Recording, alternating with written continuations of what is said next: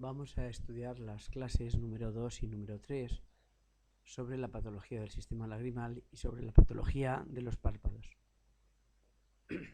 La patología del sistema lagrimal hay que dividir lo que es la patología propia de la glándula lagrimal y de la vía lagrimal. Recordemos que la lágrima tiene varios componentes, un componente acuoso, un componente mucoso y un componente graso. Cada uno de ellos se produce en una de las distintas glándulas, el acuoso en la glándula principal y el mucoso y el graso en las células caliciformes y las glándulas de meiomio que están en el borde palpebral y en la superficie de la mucosa conjuntival, tarsal. Estos tres componentes hacen que la lágrima tenga una estabilidad en vertical sobre la superficie del globo ocular y se mantenga extendida y homogéneamente, evitando la exposición de la superficie corneal. Es necesario los tres componentes, porque si los tres componentes están desproporcionados, aunque estén presentes, la lágrima no hace su función. La película lagrimal, por tanto, tendrá una función de arrastre de la suciedad, antiséptica, óptica y nutritiva, por los componentes que tiene. Aparte de se ha producido la lágrima, en la glándula lagrimal se le han unido los componentes mucosos y grasos de las glándulas de meibomio y de las glándulas caliciformes, La lágrima va a ser con el parpadeo barrida por los puntos lagrimales al saco lagrimal y desde el saco lagrimal va a drenar hasta la nariz a través del meato inferior.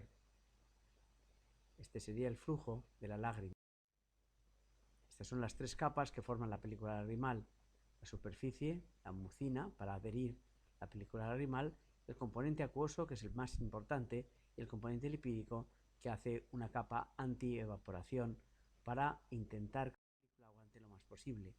¿Cómo exploramos el aparato lagrimal? Bueno, cuantitativamente colocando esta tira de papel secante o test de Schirmer graduada y comprobando si el ojo es capaz de mojar, impregnar la tira luego de unos minutos. También podemos cuantificar el daño de la sequedad sobre la conjuntiva, tiñéndolo con rosa de bengala y viendo la extensión de la superficie donde se queda tiñido el colorante. El colorante solo se quedará adherido en las zonas donde el epitelio conjuntival esté dañado y por lo tanto a mayor superficie teñida, mayores consecuencias está teniendo sobre la conjuntiva la sequedad. Así podremos visualizar el daño sobre la conjuntiva que si no lo teñimos existe, le genera al paciente esas molestias tremendas cuando aparezca el ojo seco, pero que es invisible si no es teñido este daño. Por un lado, hemos evaluado la secreción lagrimal. Por otro lado, para evaluar la excreción lagrimal, la eliminación, pues se puede hacer inspeccionando la vía, palpándola, poniendo una gota de fluoresceína para ver si sale por la nariz, pero el método más establecido es el de hacer un sondaje de la vía lagrimal o un lavado de la vía lagrimal, reservando la dactilocistografía para situaciones muy especiales. La patología del sistema lagrimal, por lo tanto, podrá ser de la glándula o podrá ser de la vía de drenaje. En cuanto a la glándula, lo más importante es el síndrome de ojo seco. Es un déficit cuantitativo de acuoso, de la producción de acuoso de la lágrima. El paciente va a tener una molestia permanente de sensación de cuerpo extraño, de tierra. Es una patología extraordinariamente frecuente. Hay una serie de factores que debemos recordar. Primero, hay un síndrome de ojo seco fisiológico, el inducido por los hábitos de la vida. El uso prolongado de ordenador, de aire acondicionado, de calefacción, el viento de la calle, todos estos factores que nos hacen no parpadear y que además favorecen la evaporación de la lágrima van a favorecer el ojo seco. Por otro lado, hay unos factores más específicos como la menopausia. A mayor edad, cuanto más edad, más gente con ojos secos. Los fármacos antidepresivos reducen la producción de lágrima. o el uso de lentes de contacto por el efecto de competir de la propia lente de contacto blanda por chupar como una esponja la lágrima. Y luego estarían las situaciones donde el síndrome de ojo seco está dentro de la patología, pues puede ser una patología aislada, síndrome de ojo seco aislado, que es lo más frecuente, y también puede estar en el contexto de patologías reumáticas como el síndrome de Sjögren, la artritis reumatoide, las colangiopatía como el lupus, y también de quemaduras químicas. ¿Cómo lo vamos a evaluar? Midiendo el test de Schirmer y el rosa de Bengala. ¿Y qué es lo importante del síndrome de ojo seco? Aparte del desespero que producen los pacientes, las complicaciones, porque las complicaciones de la sequedad va a acarrear una queratitis punteada, microulceraciones corneales microscópicas y múltiples por la superficie de la córnea que al paciente le van a hacer ver borroso, además de las enormes molestias que estas producen. El tratamiento, bueno, el tratamiento fundamentalmente va a ser lubrificar con colirios o con gel, que no es más que un colirio más denso, y se pueden utilizar medidas especiales, como los colirios de suero autólogo enriquecidos con factores nutritivos, el colirio de ciclosporina o el realizar adrede un taponamiento lagrimal. Estas son las consecuencias del ojo seco, las queratitis que se extienden por la superficie, queratitis crónicas que son realmente muy invalidantes. El paciente está realmente muy molesto, le duran años. Aparte de lubrificar, ¿qué podemos hacer? Pues evitar que la lágrima la pierda, porque si el paciente tiene un buen sistema lagrimal, el problema que tiene es que cuando añade lágrima artificial, a continuación la lágrima la pierde por el conducto lagrimal, con lo cual el ojo vuelve a estar seco. Una manera de optimizar, no de curar el ojo seco, pero sí de optimizar el tratamiento del ojo seco, es ocluir de una manera permanente pero reversible con estos microtapones de silicona los lagrimales, de manera que cuando el paciente se aplique la gota, la lágrima quede retenida o la poca que produce quede retenida más tiempo. Así lo que hacemos es optimizar el tratamiento. Con menos veces conseguimos más efecto. Un paciente que puede estar muy molesto, incluso poniéndose 12 o 14 veces al día, puede encontrarse relativamente a gusto solo poniéndose 4 o 5 veces al día después. Otras patologías de la glándula lagrimal son las dacradenitis, inflamaciones de la glándula lagrimal que pueden aparecer de una manera aguda en el contexto de una viriasis o de una manera crónica en el contexto de una sarcoidosis, dando lugar al clásico síndrome de Herford. La otra patología que debemos conocer es la tumoral. La inflamatoria, dacradenitis, la tumoral, adenoma pleomorfo. Es el tumor más frecuente de la glándula lagrimal, dentro de que es muy infrecuente. Aquí tenemos el engrosamiento crónico de la glándula lagrimal y aquí un adenoma pleomórfico. En cuanto a la patología de la vía lagrimal, la fundamental, o así conocemos como dacrocistitis. Dacrocistitis, obstrucción y o sobreinfección de la vía lagrimal y el saco lagrimal. Al remansarse la película lagrimal y arrastrar los detritus, se produce una retención de la lágrima que puede ser crónica. Bueno, el paciente lo único que tiene es que ya hace unos meses que le llora el ojo. Aguda, puede ser crónica agudizándose o crónica únicamente. Aguda, bueno, se sobreinfecta esa lágrima que está acantonada en el fondo del saco lagrimal y se produce un absceso en la vía lagrimal. Por lo tanto, vamos a tener cuatro tipos: las dacrocistitis agudas y crónicas y las dacrocistitis congénitas desde el nacimiento, vías lagrimales que no se han terminado de formar desde el nacimiento y por lo tanto la vía lagrimal está incompletamente terminada, queda algún puente en el canal que no está terminado, o bien adquiridas, generalmente involutivas en el curso de personas mayores, donde la vía lagrimal se va atrofiando. ¿Qué es lo importante clínicamente? Pues lo importante es que el paciente va a tener permanente lagrimeo del ojo o permanente legañas y pus en el ojo, según estemos hablando de una forma crónica o de una forma aguda. esa secreción continuada del ojo, ese lagrimeo continuado, simula una conjuntivitis que se resiste a ser curada porque tenemos un reservorio infeccioso en el punto lagrimal. Muy importante recordar que ante toda conjuntivitis resistente crónica hay que descartar siempre, siempre, siempre una dacrocistitis que esté actuando como síndrome de enmascaramiento o de mascarada de una falsa conjuntivitis. ¿Cómo se trata? Bueno, pues si es en un niño, como los tejidos son muy tiernos y como realmente se trata de puentes no terminados en la vía lagrimal, pues se les hace un sondaje, se les hace un lavado a presión y normalmente con esto conseguimos repermeabilizar, completar, depermeabilizar y curar. Acordarse de descartar siempre en todo niño de 4, 6, 8 años, descartar siempre que se trate de una dacrocistitis congénita y no lo esté el pediatra tratando durante meses y meses con antibióticos sin que el niño se cure.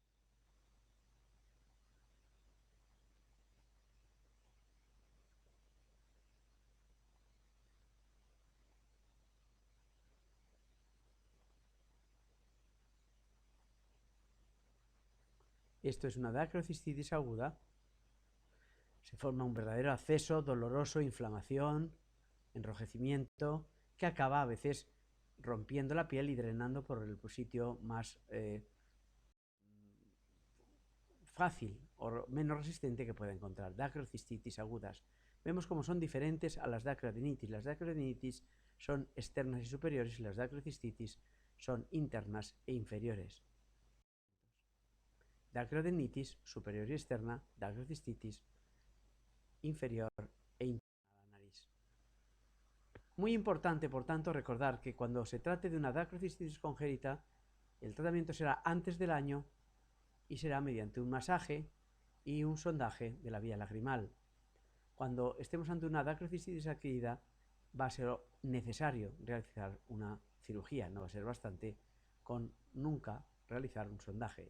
El sondaje se limita a los casos congénitos y la cirugía a los adultos. La cirugía consiste en crear una nueva vía lagrimal a través del hueso de la nariz y por lo tanto es una cirugía que hay que hacer o bien con un abordaje bien desde el punto de vista nasal por la nariz o bien desde la zona de acceso exterior de la nariz. Con esto hemos terminado la clase número 2 y pasamos a la clase número 3, patologías del párpado. La patología del párpado se puede clasificar en 4 grandes grupos: infecciones e inflamaciones de los párpados, tumores, posición y dinámica palpebral. Recordemos que el párpado tiene una serie de capas de fuera a dentro, donde tenemos la piel, luego tendríamos una primera capa muscular, que es la capa del orbicular, esta capa de aquí. A continuación nos encontraríamos con el tarso, a continuación nos encontramos el elevador del párpado y el músculo de Müller, nos encontramos también la grasa orbitaria y por último la conjuntiva. Es decir, según vayamos de fuera adentro, nos vamos a encontrar piel con tejido celular subcutáneo, el músculo orbicular inervado por el facial, más dentro nos vamos a encontrar el tarso, que de él va a tirar el elevador del párpado y el músculo de Müller, por dentro nos vamos a encontrar las glándulas de meiomio y ya en la parte interior nos vamos a encontrar la conjuntiva. En el borde vamos a encontrarnos el borde del párpado, cómo drenan las glándulas de meiomio, productoras de grasa, y cómo tenemos los folículos de las pestañas. Por lo tanto, en el borde las pestañas con las glándulas de Zeiss, sebáceas y de Moll, sudoríparas, y los orificios de las glándulas de meiomio. Aquí tenemos otro esquema: piel, musculatura del orbicular, tarso con el elevador del párpado y el músculo de Müller, glándulas de meiomio y conjuntiva. Esas son todas las. Recordemos, por tanto, piel, músculo. El párpado superior vamos a encontrarnos 3 musculaturas. En el inferior solo una, el orbicular, inervado por el facial, que se encarga de la oclusión. Pero en el superior nos vamos a encontrar el séptimo, el tercer par y la inervación simpática. Otro esquema de las capas. del párpado. Va tensado los párpados por dos ligamentos cantales, uno a la izquierda y otro a la derecha. Aquí tenemos la glándula lagrimal. El primer grupo son las inflamaciones e infecciones del párpado. Tendremos tres patologías. La primera es la blefaritis. La blefaritis no es más que una hipersecreción grasa del borde de los párpados en el contexto, muchas veces aislado, pero también puede ocurrir en el contexto de una enfermedad dérmica, como puede ser el eczema seborreico o la rosácea. Vamos a encontrar pues que aparece esa típica caspa en la base de las pestañas que va a hacer que el borde esté irritado, esté enrojecido, que pique y que las pestañas se caigan. Este sería el típico aspecto de la blefaritis, que entra dentro del contexto del eczema seborreico localizado al borde palpebral. Aparece a temporadas, puede tener relación con el estrés y se trata mediante una higiene palpebral, con unas toallitas con champú especial para mantener una higiene todas las noches y un poco de pomada con un poco de antibiótico y corticoide para mantener desinflamadas la superficie del borde palpebral. Hay que hacer el tratamiento durante semanas, tal vez meses a veces, hasta que se controla el cuadro. Luego se deja y a veces, al cabo de un tiempo, repite talmente en el mismo esquema de que aparece cualquier otro eczema seborreico o aparece la caspa del. Y tenemos ese aumento de la secreción grasa de las glándulas de mebomio que precipita, se queda enganchado en la base de las pestañas, produce esa irritación, se sobreinfecta, se irrita mucho la piel, se descama, se caen las pestañas. Blefaritis. El segundo fenómeno es la inflamación aguda o granulomatosa de las glándulas de mebomio. Cuando la inflamación es aguda hablamos de orzuelo. Cuando la inflamación es crónica granulomatosa hablamos de chalación. La diferencia está en que el bulto que aparece en el párpado sea caliente y doloroso la presión o sea frío e indoloro. Por lo tanto, si apretamos y duele y está inflamado y hace muy poco que ha aparecido, estaríamos ante una situación infecciosa de la glándula y estaríamos ante el estadio de orzuelo. Cuando esto es un orzuelo, más orzuelos pueden reventar por la parte interior o exterior, según el tipo de glándulas, y el estadio de chalación. Chalación es ya la inflamación granulomatosa crónica, ya cuando la aprietas al paciente no le duele, y ahí, así como en la fase aguda de orzuelo, lo que mejor va es el calor normalmente húmedo, es decir, mojar unos paños o mojar unas torundas de algodón, unos discos desde desmaquillarse con agua caliente y aplicarlo sobre la superficie del párpado durante varias horas, durante muchos días, y esto consigue que el orzuelo madure y se reabsorba. O ya en el estadio de chalación, la única solución es tener paciencia para que se vaya él solo, que se suelen ir al cabo de muchos meses, casi años, o drenarlos mediante cirugía por un acceso interior.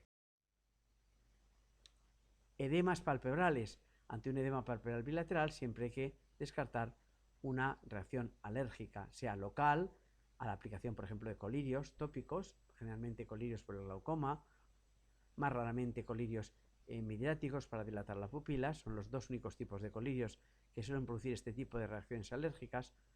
Por contacto, la lágrima moja los párpados y produce este edema palpebral alérgico, o bien en el contexto de reacciones alérgicas generales que van a producir ese edema generalizado que se va a localizar principalmente en los párpados. Una vez vistas las inflamaciones de los párpados, pasamos a los tumores. Tenemos tumores benignos y malignos en los párpados. Entre los tumores benignos, pues vamos a destacar 4, y entre los tumores malignos vamos a destacar 3. Tumores benignos, pues tenemos las verrugas y los papilomas que aparecen en los párpados, como podrían aparecer en otro sitio, los hemangiomas, que en este caso habría que tratarlos porque está tapando el eje visual y este bebé se quedaría perezoso por falta de desarrollo visual.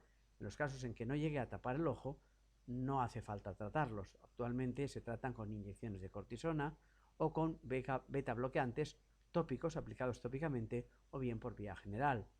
Con esto se reduce drásticamente el tamaño del hemangioma, aunque si no les tapa el eje visual puede uno dejarlos a la evolución espontánea, porque con el tiempo también tienden a evolucionar y a involucionar y a desaparecer sin tratamiento.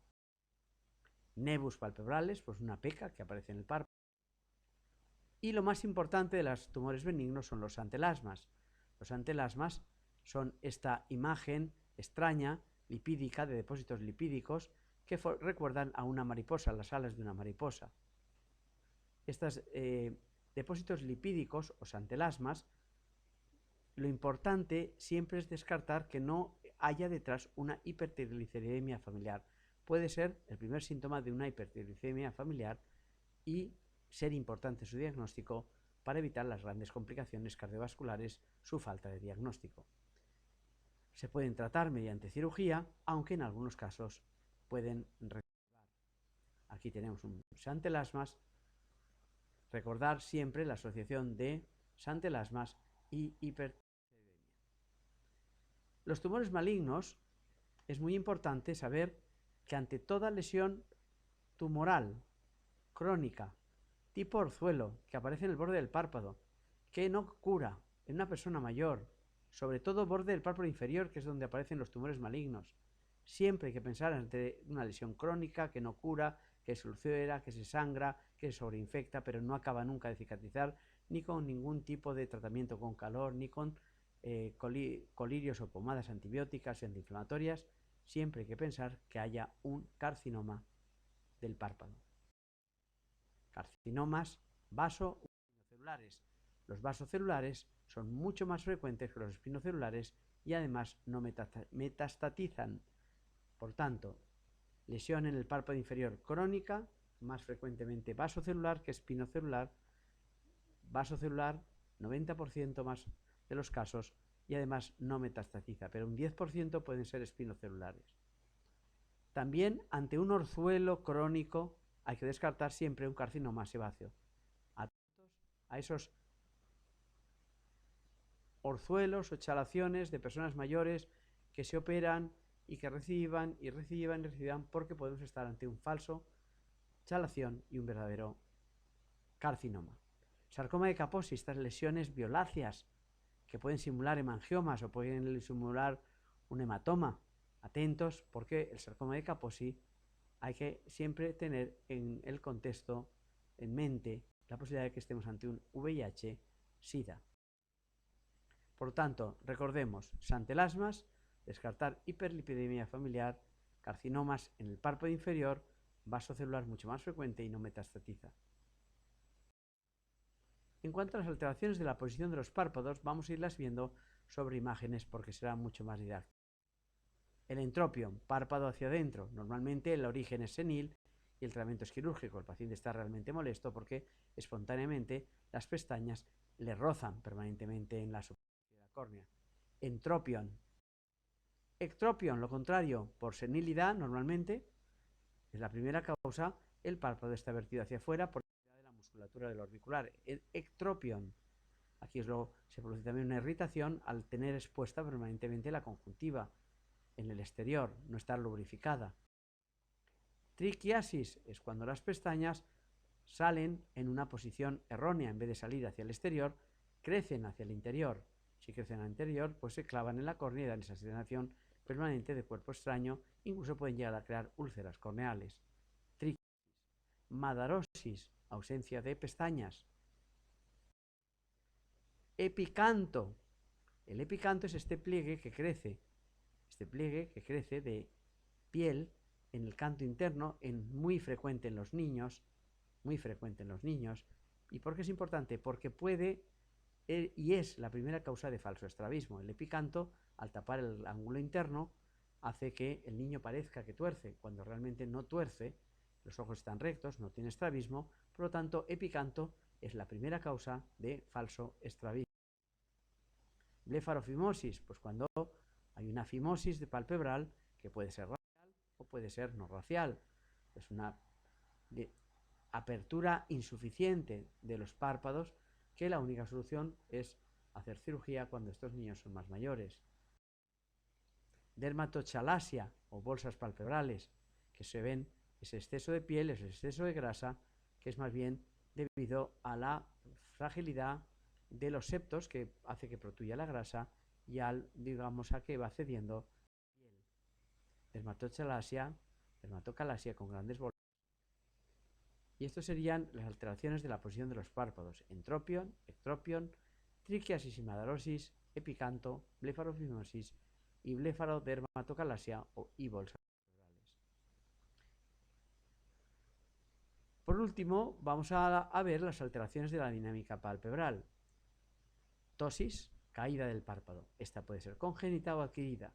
Y dentro de la adquirida, la más frecuente es la aponeurótica o senil, debilidad y luxación.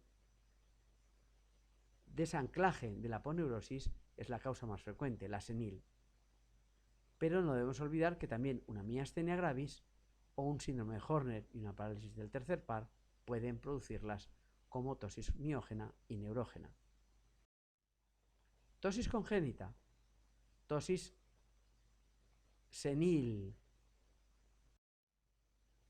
ptosis en la miastenia, que es la típica ptosis variable, puede ser unio bilateral, pero puede ser asimétrica, y además que es variable a lo largo del día, fundamentalmente va aumentando a lo largo del día por el esfuerzo.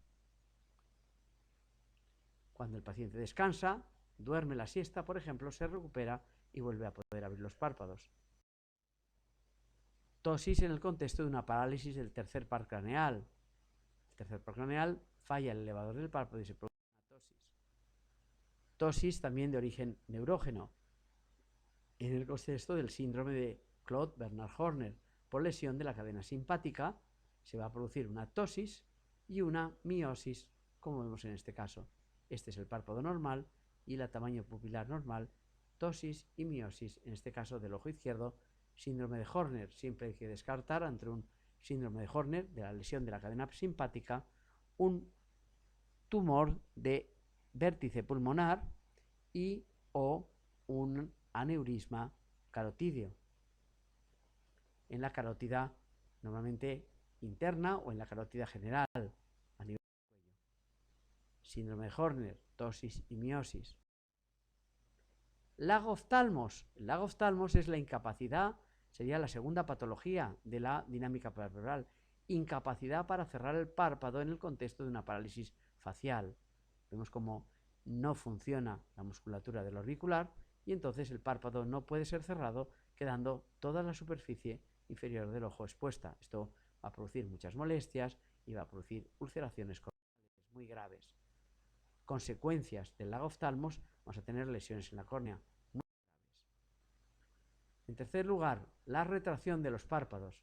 La retracción de los párpados se identifica porque somos capaces de ver la esclera en el segmento superior, que normalmente el párpado siempre cae cortando el borde superior de la córnea. En este caso está clarísima la retracción palpebral y siempre ante una retracción palpebral hay que descartar una oftalmopatía que veremos el día de la órbita. Y por último tenemos los blefarospasmos, que es una enfermedad neurológica. Hay dos tipos realmente. Estaría el blefarospasmo reflejo, si a una persona le entra arena o tiene muchas molestias en los ojos o tiene una inflamación de los ojos, va a cerrar los ojos de una manera defensiva. Sería el blefarospasmo reflejo. Y luego tenemos el blefarospasmo neurógeno en el contexto de una enfermedad neurológica, a veces dentro del contexto de otras disquinesias neurológicas más generales, como el síndrome de Mage o otro tipo de patologías, pero la mayoría de los casos de blefarospasmo aparecen solo limitadas a los párpados y son los típicos pacientes que de repente van normalmente por la calle, van normalmente en su casa y sin querer poderlo hacer se le cierran los párpados, por espasmos se le quedan cerrados los párpados y es incapaz de abrirlos. Pasa el espasmo y los vuelve a poder abrir. Estos tienen un excelente tratamiento con inyecciones de toxina botulínica en distintos puntos de la musculatura palpebral, permitiendo relajar el espasmo. Por lo tanto, blefarospasmo reflejo o neurológico, fasciculaciones y fibrilaciones del auricular.